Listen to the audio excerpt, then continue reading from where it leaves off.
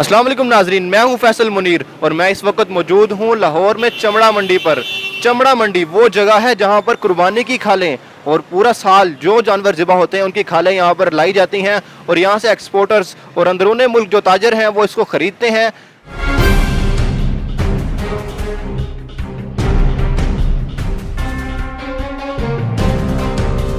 अच्छा, मुझे ये बताएं, खाल कितनी देर तक सेव रहती है आपके पास?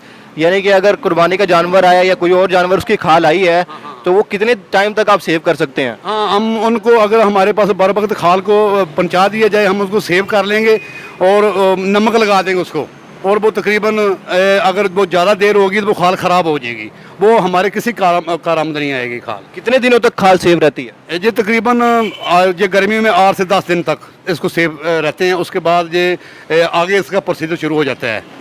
जब ये मशीनों के ऊपर जाती है और ये डाई के ऊपर जाती है और इसको पानी में डाल दिया जाता है, वहाँ केमिकल लगते हैं और ये बेहतरीन इनका वो जो अपना स्किन है वो निकल आता है। ब्रदर, मुझे ये बताएं कि आप ये खालें यहाँ पे काफ़ी सारी जमा आई हैं, उनमें से अलग क्यों कर रहे हैं आप? ये खाल अलग अलग कर रहे हैं आप? जी, ये दुम्बा अलग कर रहे हैं और देसी अलग कर रहे हैं। इसका क्या मकसद होता है? एक क्वालिटी में फ़र्क आ जाता है। चलिए नाज़रीन, मैं अब आपको प्रोसीजर दिखाता हूँ कि ये खाल ये लोग किस तरह सेव करते हैं। अच्छा जनाब, मुझे ये बताएं कि आप ये खालों को किस तरह सेव करते हैं? जो बकरे की खाल आती है उसका भी वही प्रोसीजर है, दुम्बे की या बड़े की जो खाल आती है, सबको एक तरीके से सेव करते हैं, अलग अलग तरीके से सेव करते हैं? नहीं, हम इनको एक ही तरीके से सेव करते हैं और इसको सफ़ेद नमक लगाते हैं, जो हम अपना हंडिये में भी खाते हैं, और उसको नमक लग जाता है और ये अंदर से कूल हो जाती है, ठंडी हो जाती है, और फिर इनका जो प्रोसीजर है फिर आगे जाके यानी कि आगे इनका प्रोसीजर शुरू होता है। हम का काम है इसको सेव करना। सही है। मुझे ये बताएं, जो कौन सी खालें आपके पास आती हैं जो आप नहीं लेते या फिर जो आपके पास आती हैं और ज़ाया हो जाती हैं? हाँ, हमारे पास जो खालें आती हैं ना, अगर वो सही खालें आती हैं हम उनको सेव कर लेते हैं। अगर तो वो गली सारी खालें आएंगे वो हमारे किसी काम की खालें। सही खालों से क्या मुराद है? उसकी किस तरह की खाल होनी चाहिए? हाँ, उसकी जो खाल है कि उसको जो खाल है वो ताज़ी खाल होनी चाहिए। जो 2-3 घंटे खाल रह जाती है वो हमारे किसी काम खाल नहीं आती, वो खाल ज़ाया हो जाती है। जब वो उसका स्किन जो है ना वो स्किन ख़त्म हो जाता है खाल का, और जब वो अगले प्रोसीजर में जाती है आगे वो टूट जाती है खाल और वहाँ से उसका स्किन ख़त्म हो जाता है। तो जो कसाई वगैरह जो कट लगाते हैं, अगर खाल को कट लगा हो तो वो चल जाती है? नहीं, वो नहीं चलती, वो कम दाम में चलती है, यानी कि वो उसका 3 नंबर 4 नंबर 5 नंबर में चल जाती है, और उसका स्टेप बाय स्टेप दाम कम होता चला जाता है। एक नंबर 2 नंबर 3 नंबर ये खाले किस तरह की, क्या कैटेगरी किस तरह आपने डिवाइड की? जो उनका ये है कि हम उसको छुरी लगाते हैं, और जो 1 नंबर की खाले होती हैं उनको टक वगैरह नहीं होता, और वो अंदर से साफ खालें होती हैं वो 1 नंबर होती है, और उसमें 2 नंबर एक ब्रीक टक चलता है। अगर ज़्यादा टक होगा वो 3 नंबर में चला जाएगी, 4 नंबर में चल जाएगी, उसकी कीमत फिर वो ग्रेड पे गिरती चला जाएगी। सबसे महंगी खाल कौन सी बिकती है? बकरे की बिकती है, दुम्बे की या बड़ी?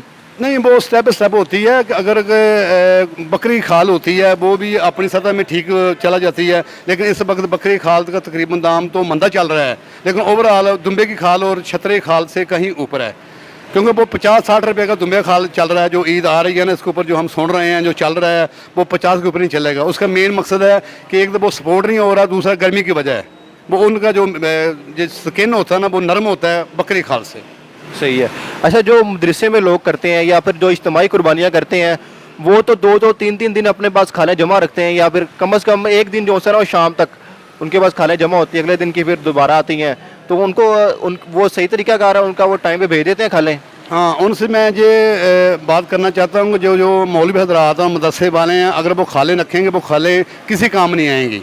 अगर वो शाम को लेकर मार्केट में आएंगी, एक तो वो मुल्क का नुकसान होता है, दूसरा उनका खुद नुकसान होता है, और तीसरा ये है कि जो खालें लेगा बिल्कुल खाल को 2-3 घंटे गर्मी में निकालती है खाल, वो जमा करते रहते हैं। जब शाम को मार्केट में आते हैं और मार्केट में उनका दाम नहीं होता, मार्केट में दाम होगा 50-60 रुपये, फिर वो कहते हैं कि यार ये क्या हो गया हमसे, क्योंकि वो इस काम को नहीं जानते। ईद पे जो आपके पास खालें आती हैं उनका दाम आप ज़्यादा देते हैं या कम देते हैं आम निस्बत?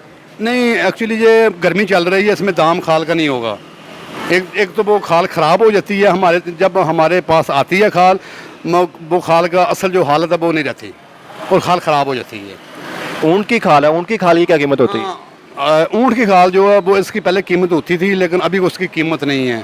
ये सपोर्ट नहीं होती, ये जाती है, कभी बिकता कभी नहीं बिकता। इसकी जो कीमत है वो 100 है, 100 रुपये है।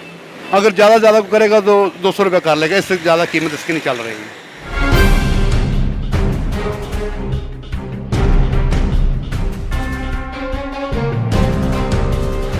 यानी कि जो पार्टीज आती हैं आपके पास, आप डायरेक्ट एक्सपोर्ट खुद नहीं करते हैं? नहीं नहीं नहीं, डायरेक्ट नहीं करते।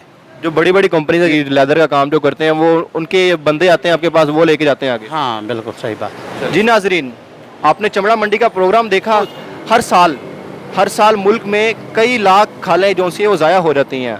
उन खालों को ज़ाया होने से बचाना है और मुल्क को तरक्की की तरफ लेके जाना है। मिलते हैं अगले प्रोग्राम में। खुदा हाफिज़।